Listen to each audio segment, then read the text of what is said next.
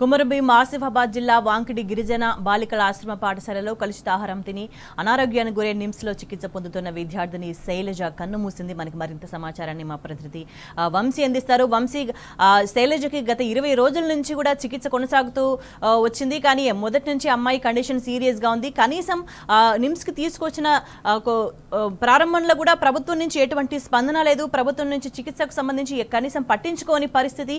ఏమంటున్నారు అమ్మాయి తల్లిదండ్రులు?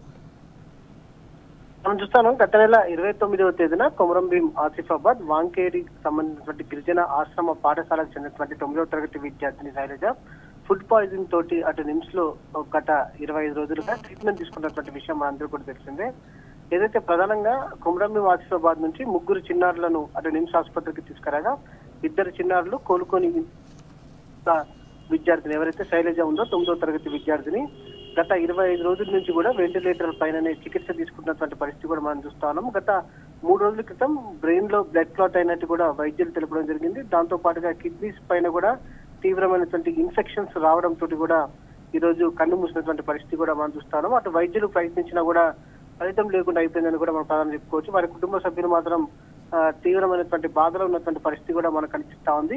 గత కొద్ది రోజుల నుంచి కూడా, అంటే గత 11 నెలల కాలంలో ఇప్పటి వరకు కూడా శైలజ మృతితో పాటు చూసుకుంటే మాత్రం దాదాపుగా 43 మంది చిన్నారులు అటు ఏదైతే గురుకులాల్లో కావచ్చు, దాంతో పాటుగా ఆశ్రమ పాఠశాలలో కావచ్చు, జడ్పీ పాఠశాలలో దాదాపుగా 43 మంది వివిధ కారణాలతోటి మృతి చెందినటువంటి పరిస్థితి కూడా మనకు కనిపిస్తా ఉంది. ప్రధానంగా ప్రభుత్వం ఏదైతే చిన్నారులకు అందించేటువంటి మధ్యాహ్న భోజన పథకం కావచ్చు, దాంతో పాటుగా గురుకులాలు అందించినటువంటి ఆహారం విషయంలో కూడా నిర్లక్ష్యంగా వ్యవహరించడంతో పెద్ద ఎత్తున చిన్నారుల ప్రాణాలు మాత్రం కోల్పోతున్నటువంటి పరిస్థితి కూడా మనకు కనిపిస్తా ఉంది. వారి కుటుంబ సభ్యులు తీవ్రమైనటువంటి ఆవేదన వ్యక్తం చేసినటువంటి పరిస్థితి కూడా మనం చూస్తాము. పేద విద్యార్థులు విద్యకు దూరం అవుతున్నటువంటి పరిస్థితి కూడా మనం చూస్తా ఉన్నాము.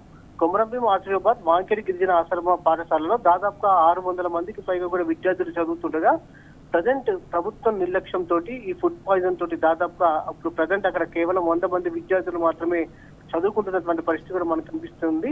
ప్రభుత్వ పాఠశాలలకు వెళ్తే తాము బతుకుతామా బతకమా అనే భయం మాత్రం విద్యార్థుల తల్లిదండ్రుల్లో నెలకొన్నటువంటి పరిస్థితి కూడా మనకు కనిపిస్తోంది. శైలజ మృతితోటి ఒక రకంగా బాధాకరమైనటువంటి విషయంగా మనం చెప్పుకోవచ్చు. ఇప్పటికైనా ప్రభుత్వం కళ్ళు తెరిచి విద్యార్థులకు తగిన సౌకర్యం కల్పించాలి, మెరుగైన ఆహారం, నాణ్యమైన ఆహారం అందించినటువంటి అవసరం ఎంతైనా ఉంది. కాసేపట్లో శైలజ మృతదేహాన్ని నిమ్స్ ఆసుపత్రి నుంచి వాంకేడికి తరలించనున్నారు.